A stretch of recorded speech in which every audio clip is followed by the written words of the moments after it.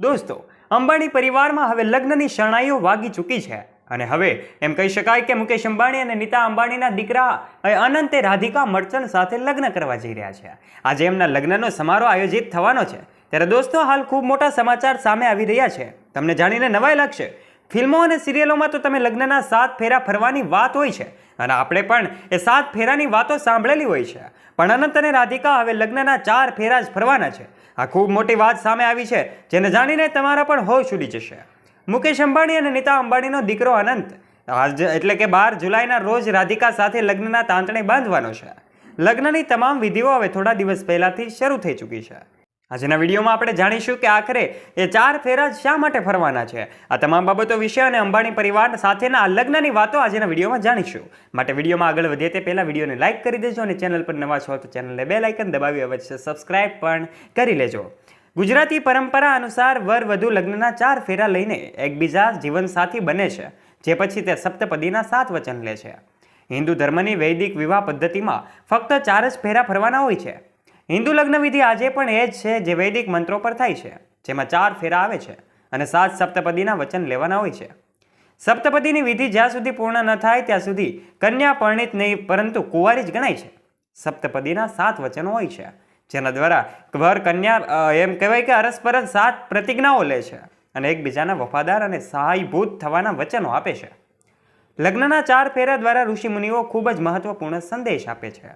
લગ્નના 4 ફેરા ધર્મ, અર્થ, કામ અને મોક્ષના ફેરા હોય છે। લગ્નના 4 ફેરા પૈકી 3 ફેરામાં પુરુષ આગળ હોય છે અને ચોથા ફેરામાં કન્યા આગળ હોય છે। તેનું પણ અલૌકિક મહત્વ રહેલું છે। હિન્દુ ધર્મની આ પરંપરા કેટલાય વર્ષોથી ચાલી આવે છે।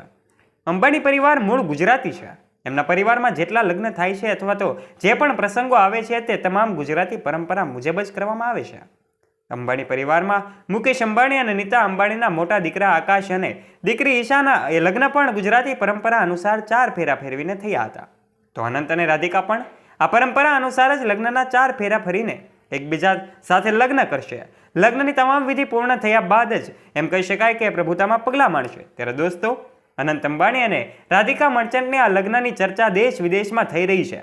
દેશ વિદેશમાંથી અનેક પ્રતિભાઓ એમ કહી શકાય કે મોટા મોટા બિઝનેસમેનથી લઈને દિગ્ગજ કલાકારો અને બોલિવૂડના અનેક સેલેબ્સ પણ આ સેરેમનીમાં હાજર રહેવાના છે। ત્યારે હવે તમામ લોકો ત્યાં પહોંચ્યા છે।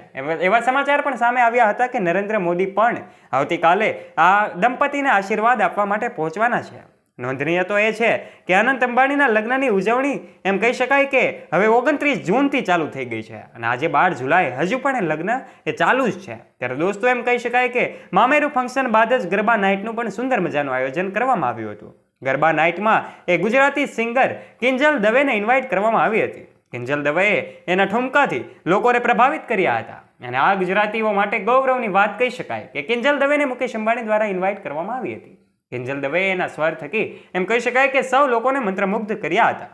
ટોચના ઉદ્યોગપતિ મુકેશ અંબાણીના પુત્ર અનંત અંબાણી જ્યારે લગ્નના બંધનમાં બંધાવા જઈ રહ્યા છે ત્યારે સમગ્ર એન્ટેલિયાને દુલ્હનની જેમ સજાવવામાં આવ્યું છે, જ્યારે કોર માત્ર અંબાણીના લગ્નની ચર્ચાઓ થઈ રહી છે।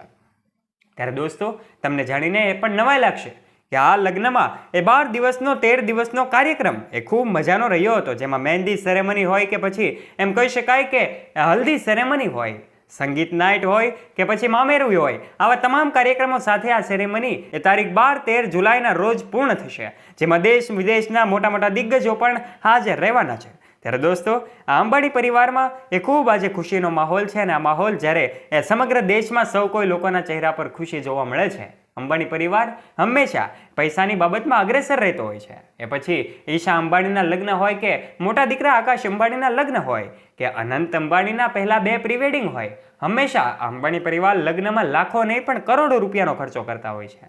ત્યારે દોસ્તો, આશા રાખીએ છીએ તમને આ વિડીયો ગમ્યો હશે। જો વિડીયો ગમ્યો હોય તો વિડીયોને લાઇક કરી દેજો, શેર કરી દેજો તથા આવા જ રોચક અને રસપ્રદ વિડીયોઝ નિહાળવા માટે અમારી YouTube ચેનલને અવશ્ય સબસ્ક્રાઇબ પણ કરી લેજો। ફરીથી મળીશું એક નવા વિડીયો સાથે। ત્યાં સુધી આપ સૌ દોસ્તોને જય હિન્દ, જય ભારત, ધન્યવાદ।